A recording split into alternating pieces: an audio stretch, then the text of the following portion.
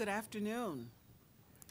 The civil rights movement represented a diversity of voices, age, race, nationality, religious and secular, regions of the country, socioeconomic backgrounds, corporate, nonprofit, grassroots, grass tops, and treetops.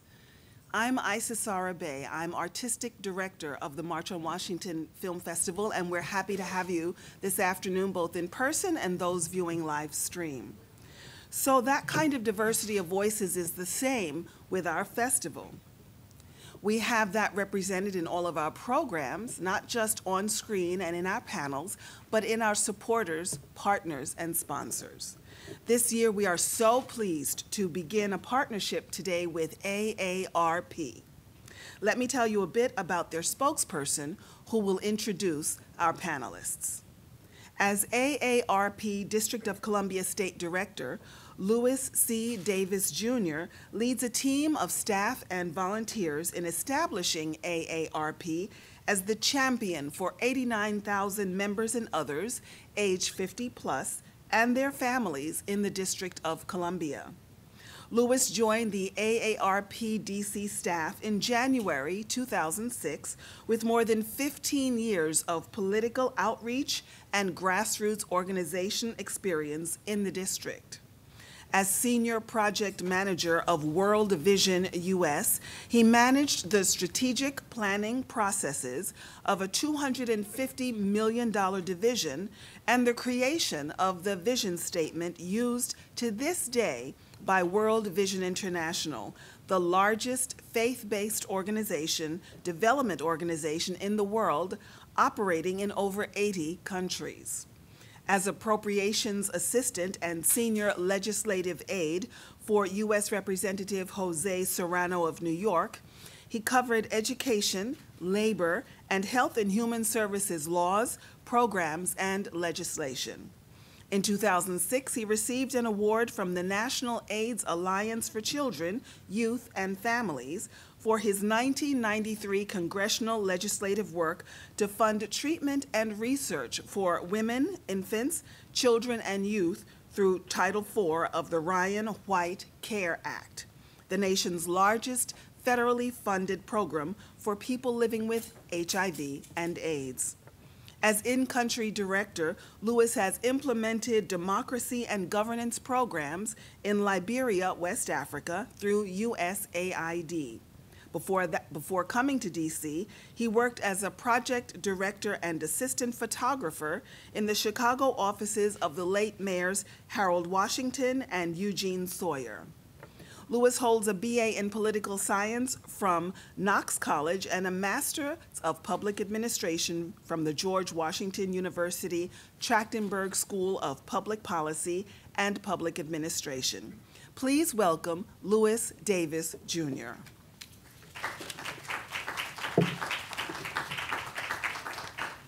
You're welcome. Thank you so much.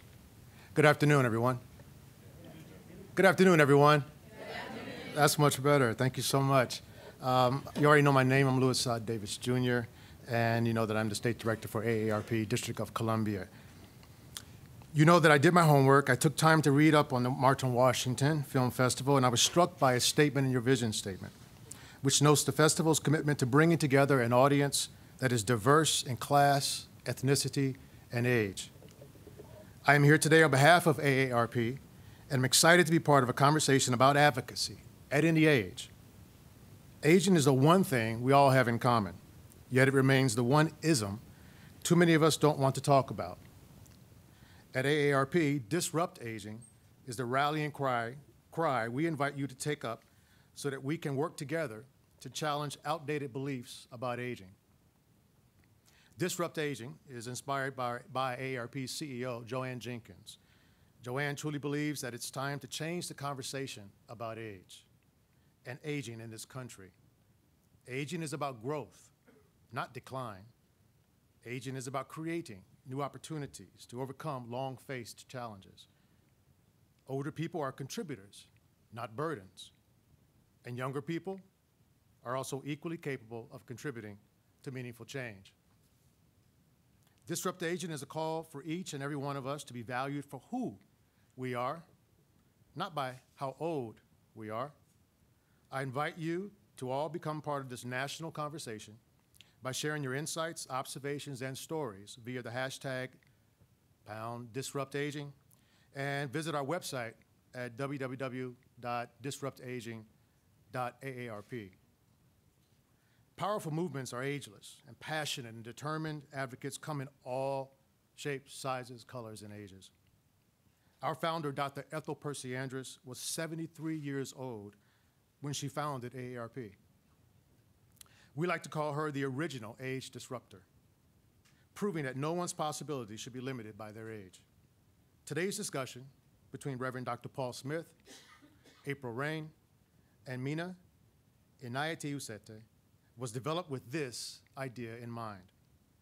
Reverend Smith is a civil rights activist known for creating multiracial churches in Buffalo, St. Louis, Atlanta, and Brooklyn. In 1957, he introduced Andrew Young and Martin Luther King Jr., and he shared his pulpit with a range of clergy, elected officials, and scholars, including the Dalai Lama, former New York City Mayor David Dinkins, and Mark Morial, the current president of the National Urban League. April Rain is equally committed to a diverse and inclusive world, having created the viral hashtag #OscarsSoWhite to challenge the lack of representation of marginalized communities in Hollywood and beyond.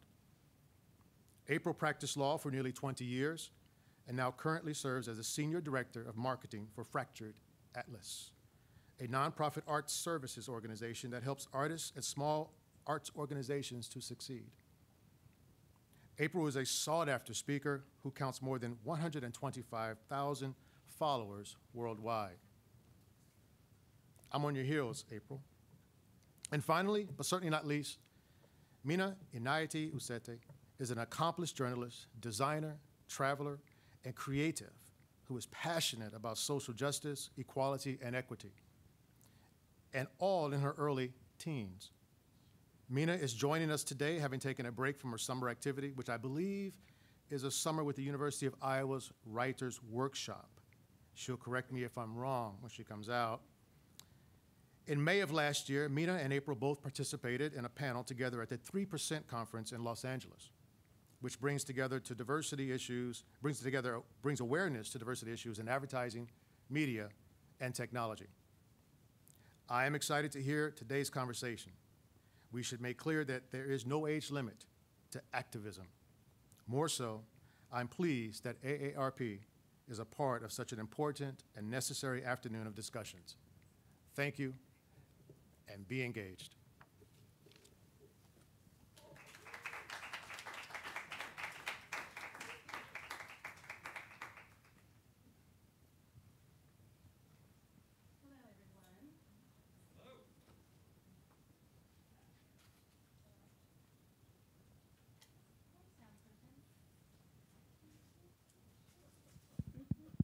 Thank you. All right.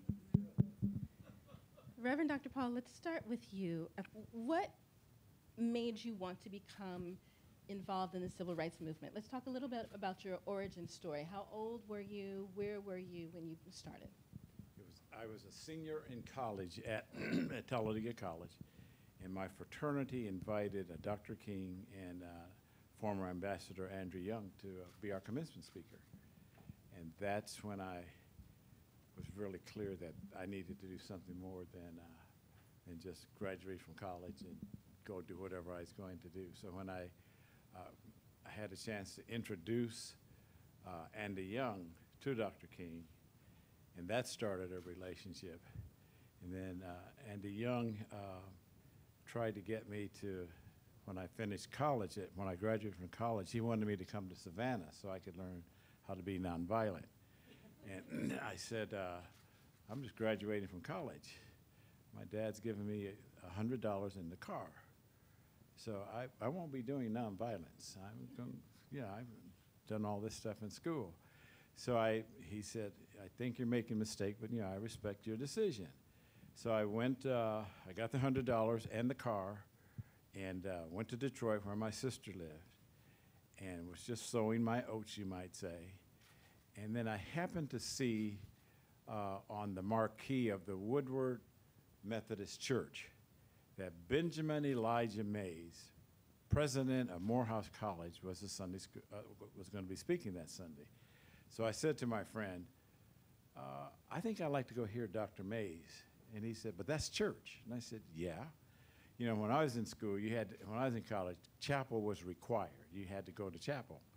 And so my friend was saying, why, we've graduated, you're out of jail now, why would you want to go hear Dr. Mays?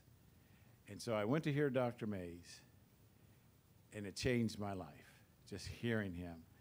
So when I went back and told Richard that I was going back to South Bend, giving my dad the car, he said, I don't understand that.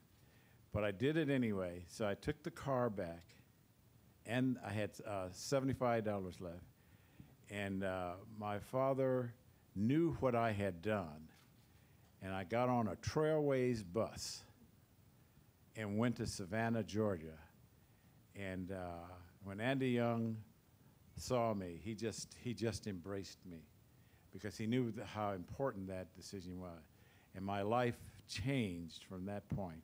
I think I was probably late 20s when that happened, and I have never looked back. I never regretted the decision, and I am who I am today because I decided to get on that Trailways bus, go to Savannah, Georgia, and Andy Young and Dr. King changed my life.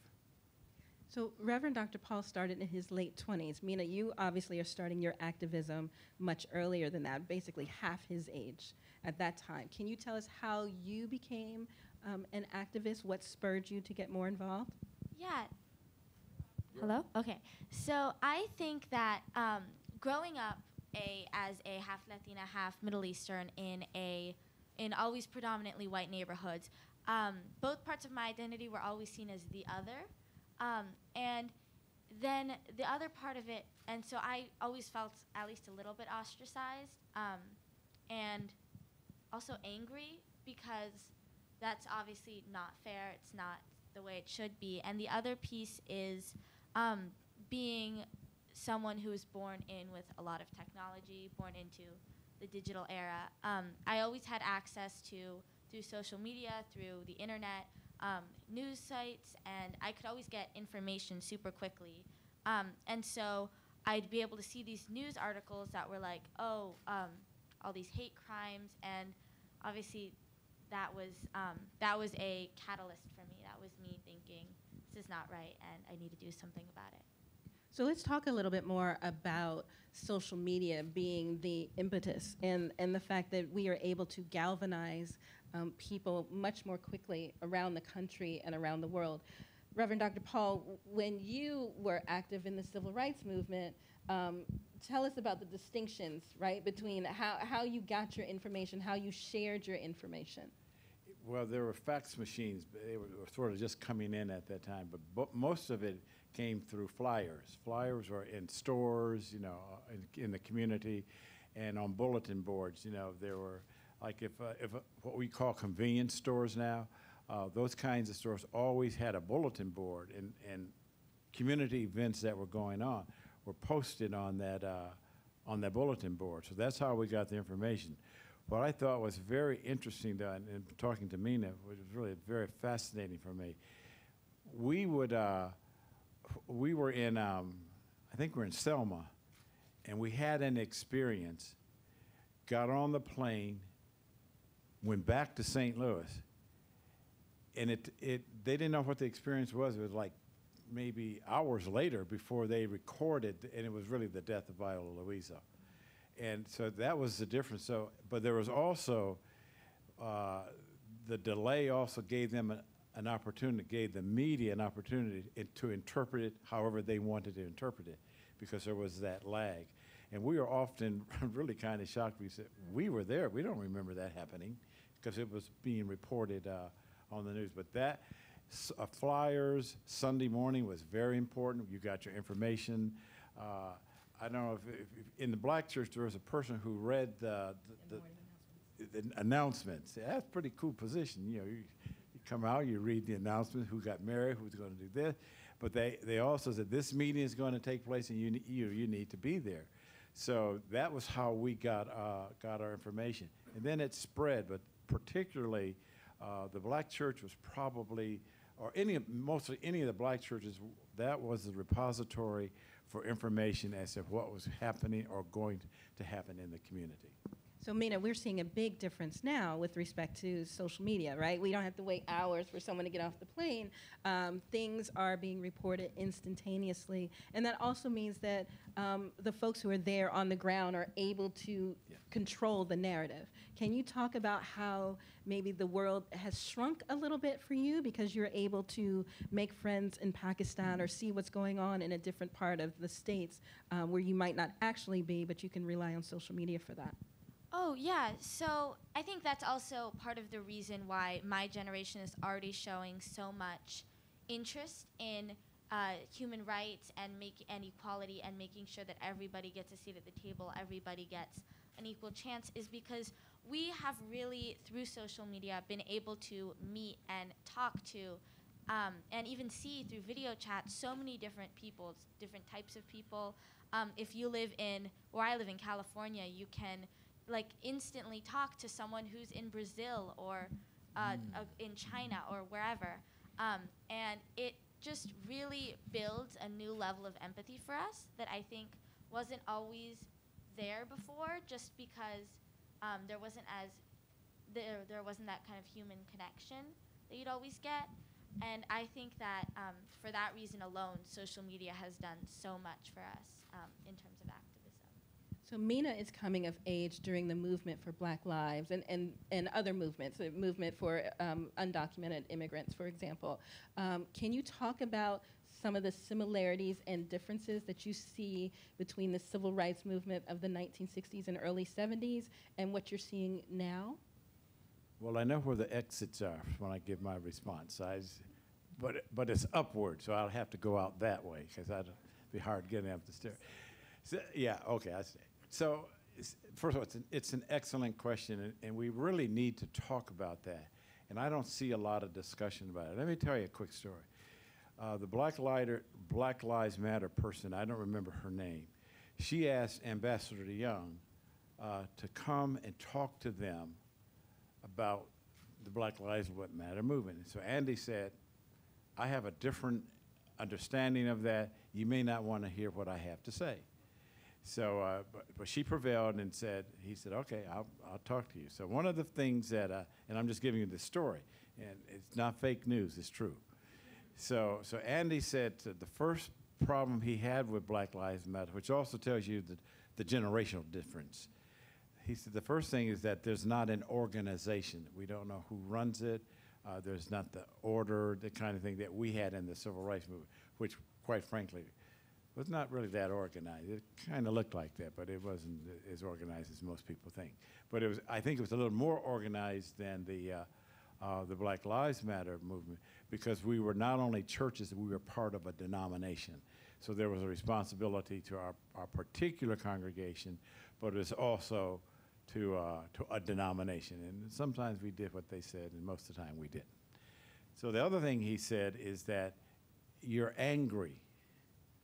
And he reminded, and I also remember that, I was with Dr. King a lot. I don't ever remember Dr. King publicly being angry.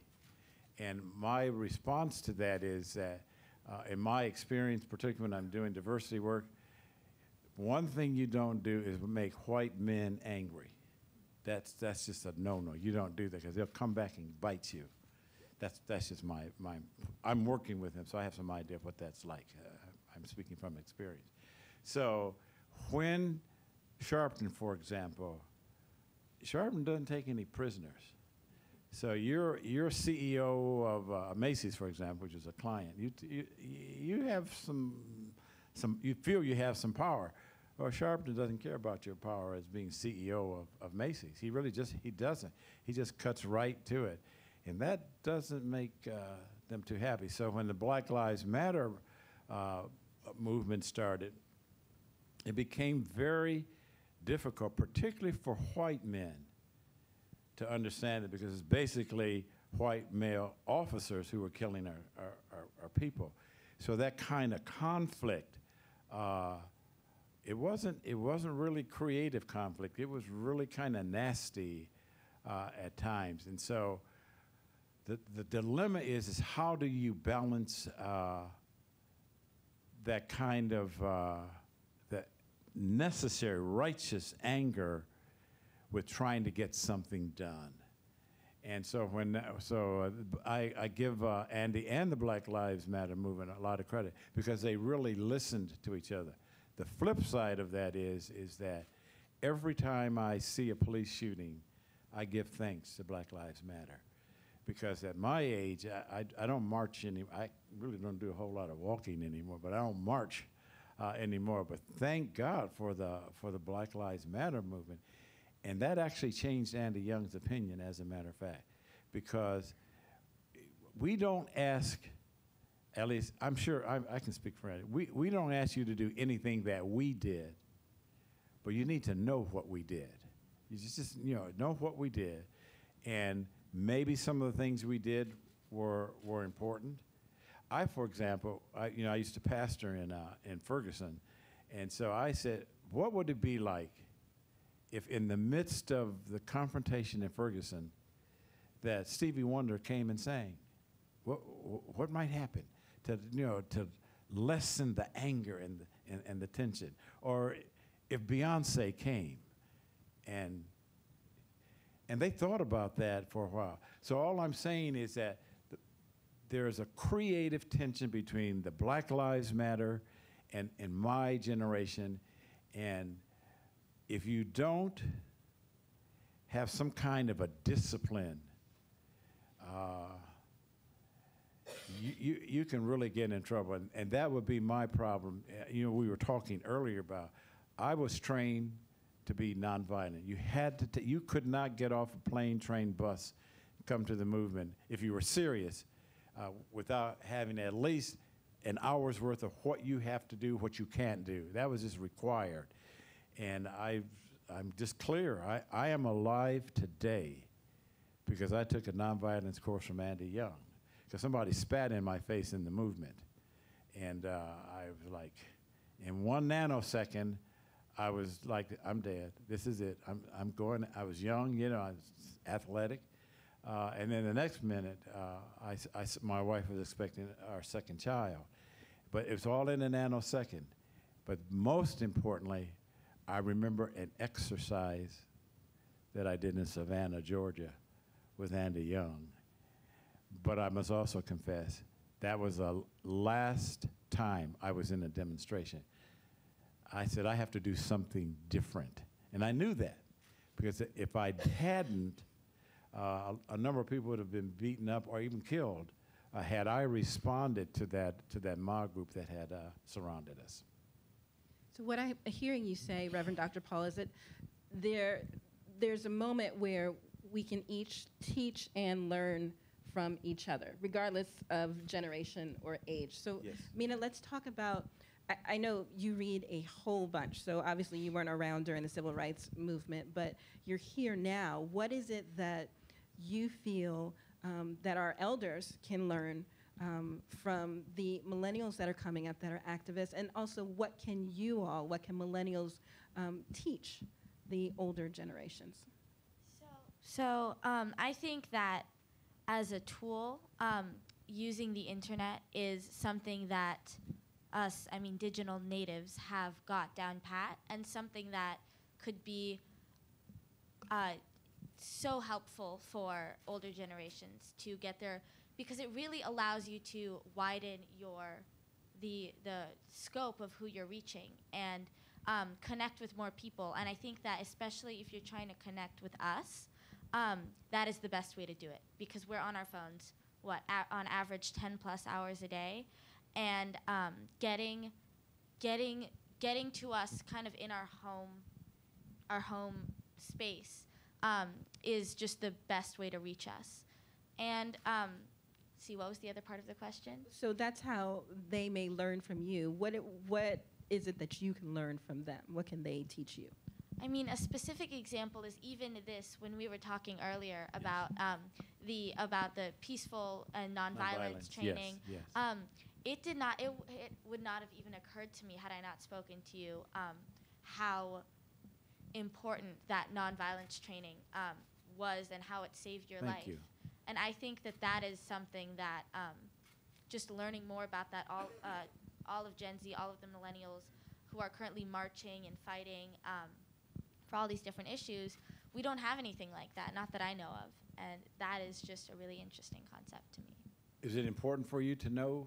Was it important for you to know my story when I told you about nonviolence? Absolutely, because the story about being at the demonstration, it really, it helped me realize that even in that nanosecond, if you had made a different decision, how terribly it could have gone, how different it could have been. And we talked about nonviolence also including de-escalation, right? So it's not necessarily about you being nonviolent. It's also about what you do. How do you respond when someone else is being violent towards you, and how maybe you need to walk away or use your words. The things that we tell our children. Use your words, not your hands. Yeah.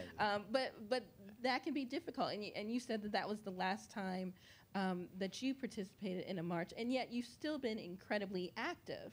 Right, and so there are different forms of activism. There are folks who are going to be in the streets. There are folks that are going to be using their digital platforms. There are folks that are going to be teaching in churches. Can you talk a little bit more about how you have remained committed to activism all of these decades, despite the fact that you're not necessarily on the front lines anymore? Well, one of the things is that I've been married for 58 years, and I have scars to prove it. So, and I mean that because my wife, see, a lot of people don't realize the sacrifices that the spouses made. I mean, I started right out of seminary because Andy and I went to the same seminary. And so she basically raised she was there raising our three daughters. I was all kinds of places. So it's important to understand what spouses did. Andy said that in his entire work in the civil rights movement, that he always made sure that if anything happened to him, and he was actually only physically beaten once, and was in St. Petersburg, Florida, and it was the only time his children had seen it on television. Most of the time they weren't following that, mainly because there wasn't that much media. But the one time that he was actually physically hurt was the time his children were watching television, and he said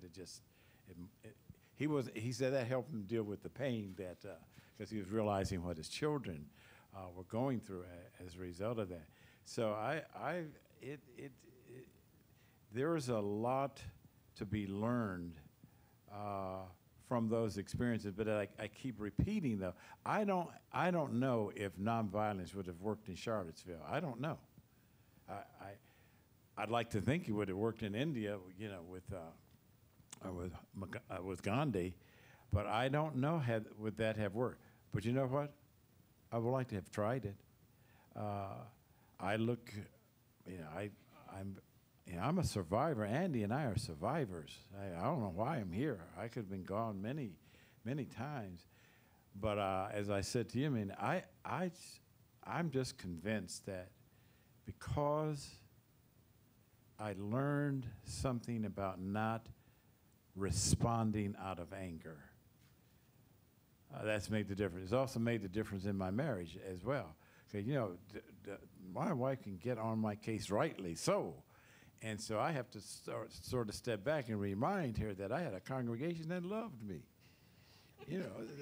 She couldn't be saying these things to me, and she would bring me back down to earth. So I don't. But I'm serious. A lot of the stuff I learned in the civil rights movement helped my marriage because I was learning some things. So if I could get angry, within my marriage relationship, and not get angry within, from nonviolent, what's that about? So I got to kind of connect those two. So I really don't know if nonviolence would have worked in Charlottesville, I sure would like to have seen it tried. But I don't, what do you think, Mina, with that? Do you think nonviolence would have worked from what you've just heard me say? I mean, I did not follow Charlottesville as closely as some other events, and kind of my only knowledge of it is that the protesters were there, and then an anti-protest mob, I guess, showed up, and then a car barreled into a crowd and killed a woman. And so I don't know what the course of action was. I don't know how the two groups interacted with each other. But I mean, I think it must have been worth a shot. Anything that could have not made it turn out the way it did. So if Charlottesville wasn't on the foremost of your radar, what are some of the movements in the recent past that have caught your attention? I mean, the two obvious ones that come to mind are Black Lives Matter and Never Again, which are both really about the same thing, which is wanting to live a life without fear of unnecessary, irrational violence. And especially Never Again, just because I'm looking at that and I'm seeing children who are just at school, who are my age. The shooting in the Parkland kids took place in a freshman building. Those are 14-year-old kids. And then seeing the kids who are going ahead and actually changing something, who didn't just let the issue die once, like within 24 hours, and seeing how they are still continuing it is really inspiring to me. It makes me want to go start things and change things, and that is the one that I probably track the most closely. So it's really early for you to say, but where would you like to be in 10 years? Do you have any sense of what you'd like to be doing? I mean, I'd like to be continuing to try to make change. And I think right now, since I love writing and I love talking to people and voicing my opinions, I'm thinking journalism might be my best bet. But I don't know. You've got time, and that's Yes. that's the whole thing, right? We're talking about disrupting aging and not sort of putting yourself in a box or a silo too early, so that you don't necessarily experience all of the things that you might be able to otherwise. And we're also going to have an opportunity for questions and answers. So if you have a question, please don't hesitate to raise your hand, and we will call on you. So, Reverend Dr. Paul, can you tell us what kind of work you're doing now? Well, I do. I'm a diversity and inclusion advisor for two companies, Honda, North America, and Macy's. And what I try to do is to help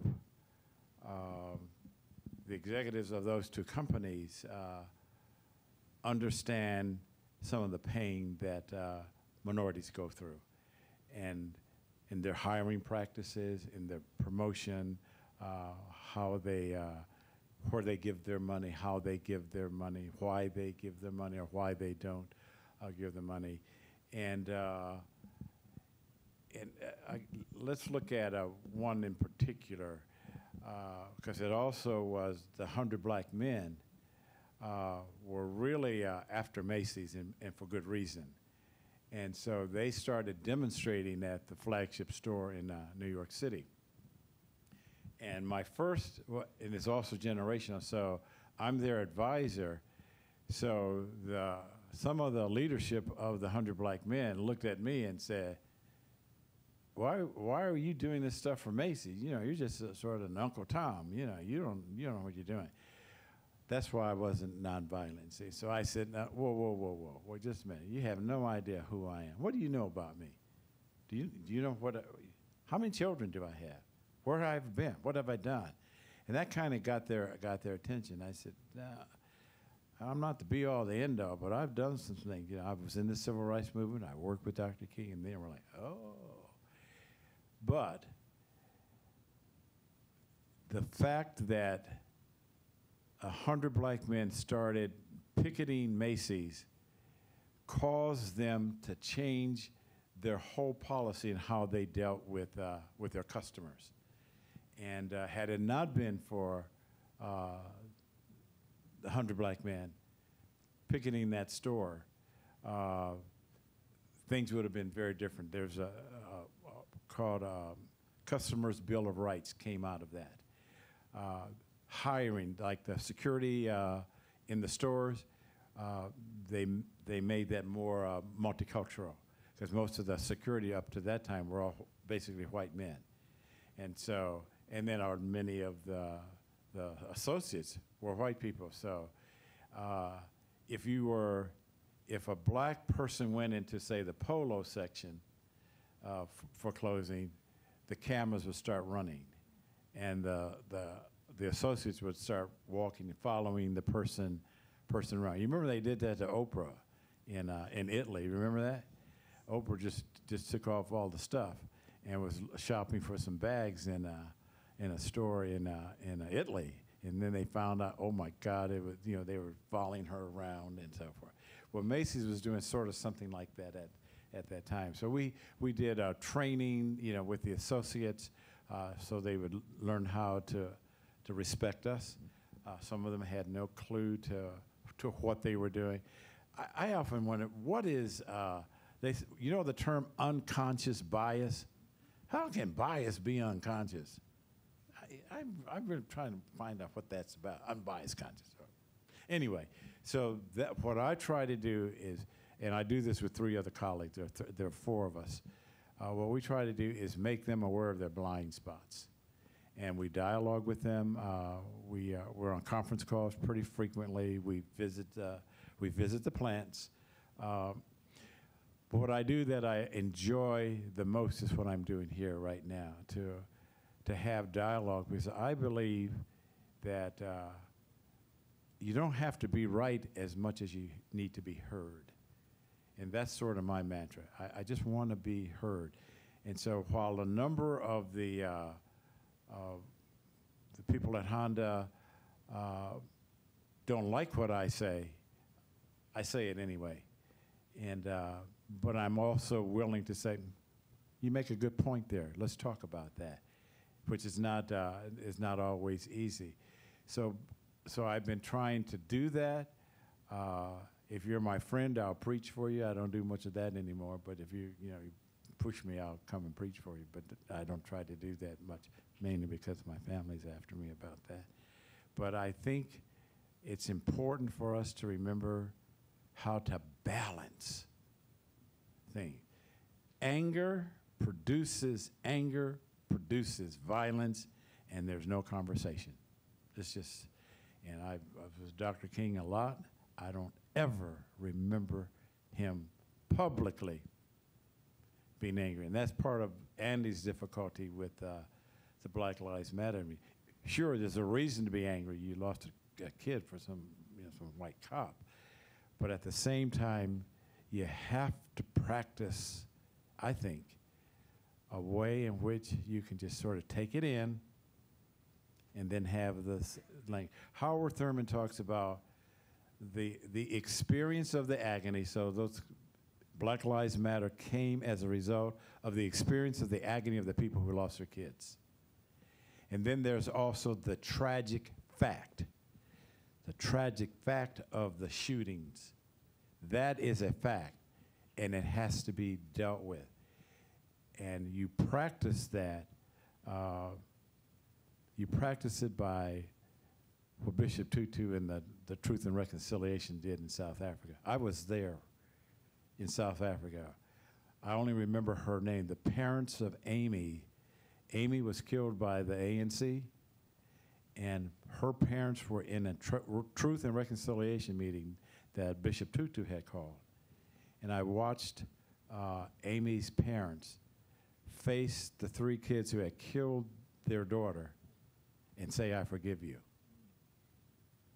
That's powerful. And I mean, that was 20 years ago. And I still remember Amy's parents looking at those 3 terrified ANC kids. They weren't more than 18.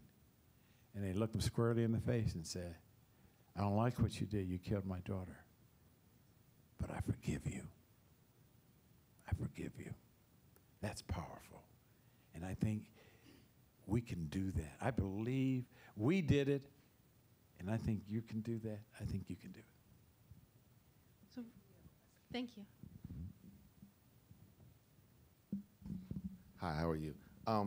First off, Mina, I'm not sure what your last name is, but congratulations for all the work you're doing. We're obviously really proud of you. My question, sir, is more for you as a guy in his early 40s. I'm kind of in the middle, and as a social justice warrior, I'm in the middle at the stage where I respect and understand and search out for the things your generation has done, and I'm in the convenient part where I understand and respect what the young folks bring to the table.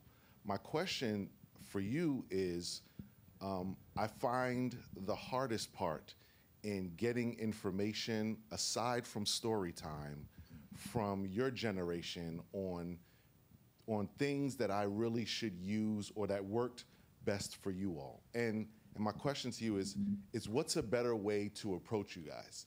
And I'm saying that because when I ask, I get the stories, and the stories are great.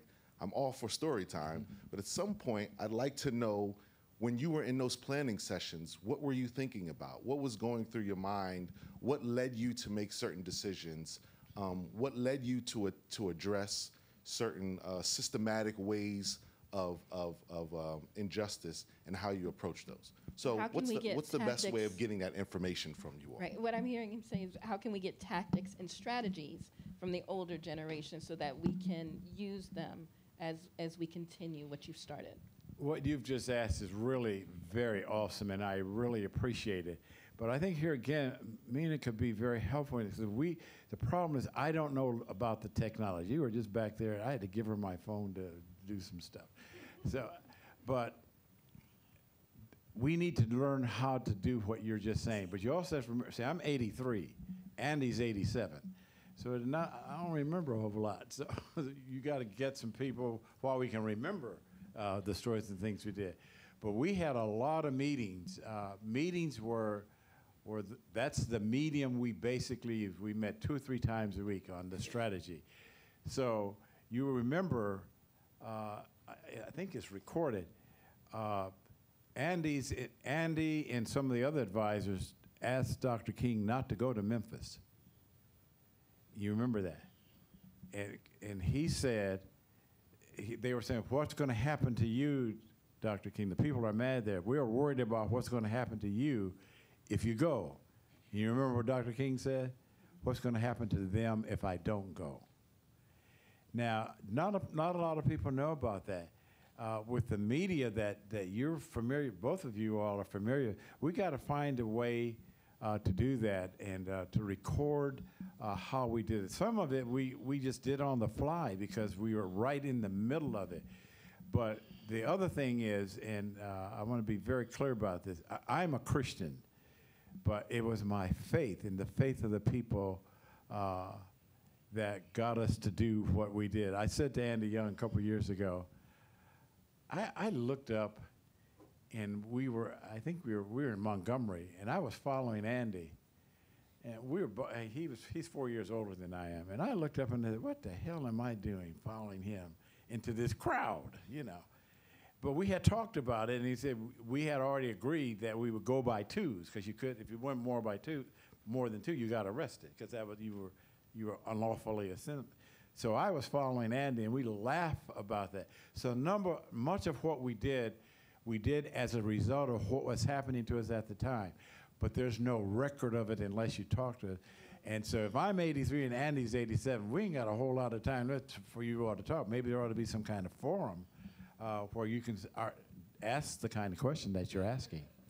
May I offer an answer? Yes, please. Just from our work with the festival over the years, in past years, we've had Gerald Durley come, Reverend Durley, who was also an activist. He started in Albany, Georgia movement, the Albany movement.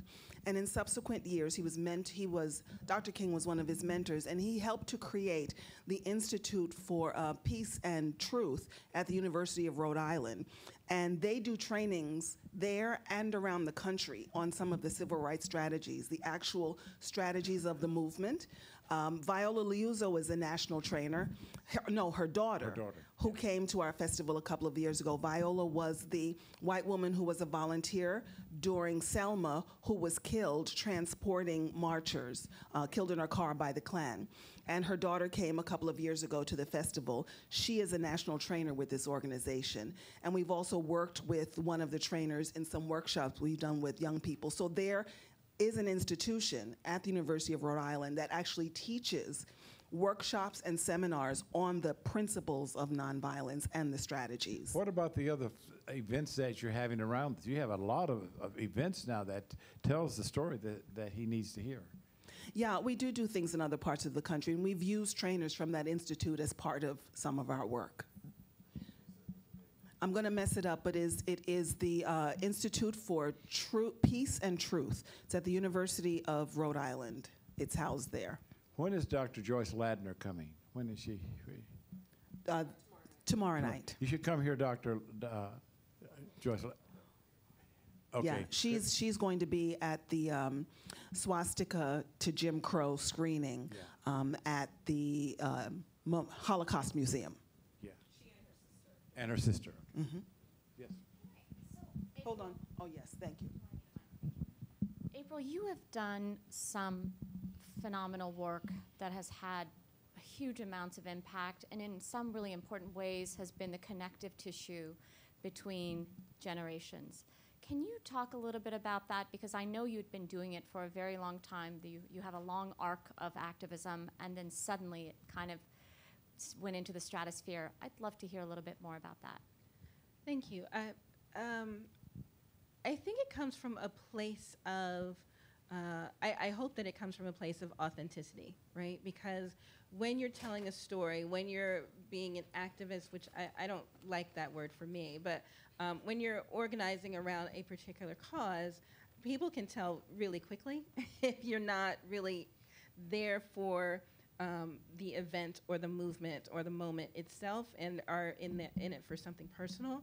And so, social media has been my platform with I think I started with Stop the Fight, which in 2014, I think the rapper DMX was going to fight Trayvon Martin's killer, whose name I don't use.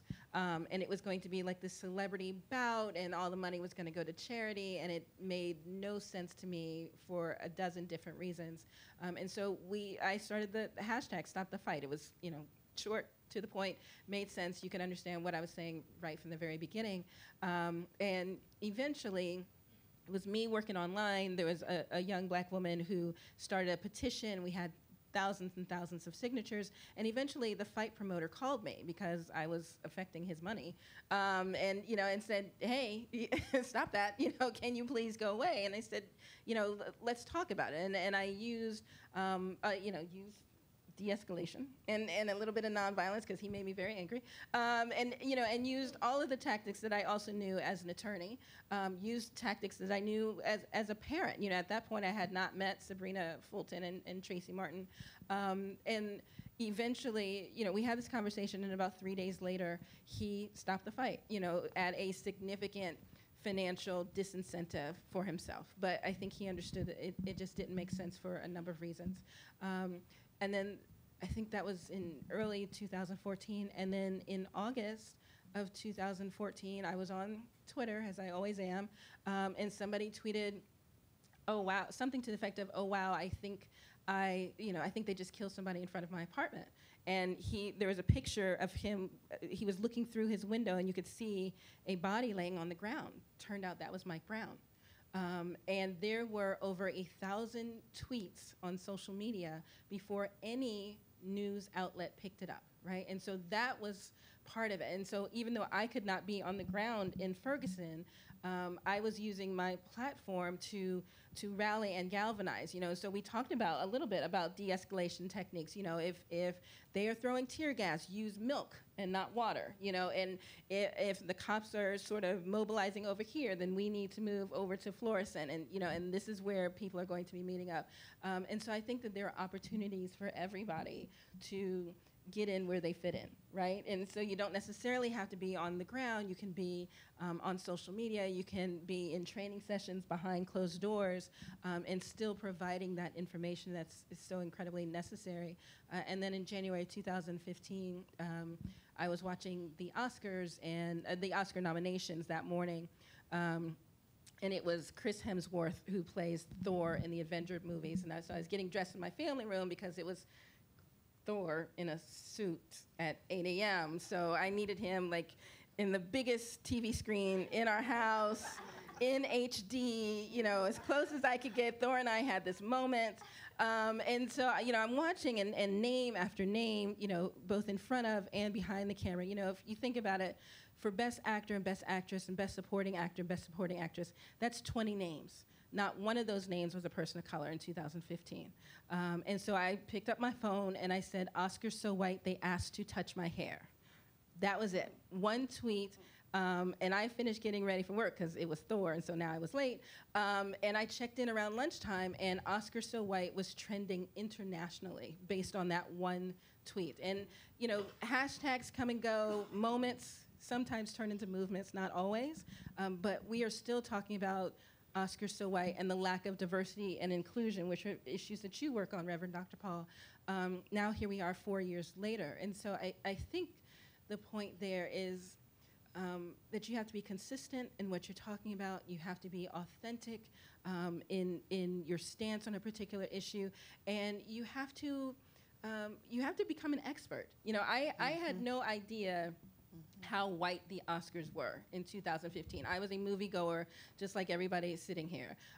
Turns out, snow white is how white they were, and it wasn't just 2015. It was also 2016. You know, 2 years in a row, we had no actors or actresses that were nominated who were people of color.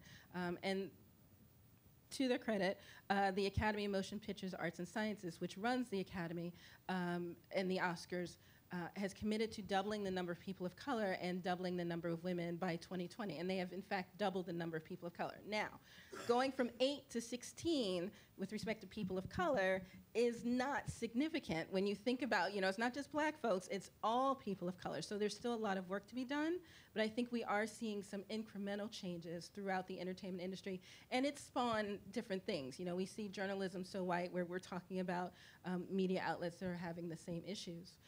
So, you know, consistency, authenticity, and expertise, I think, are the things that everyone, as they're using their platform, whether it's online or offline, need to master to make a moment into a movement. This wonderful conversation could go on forever, but unfortunately we have to keep moving. Please thank our fabulous panelists this afternoon.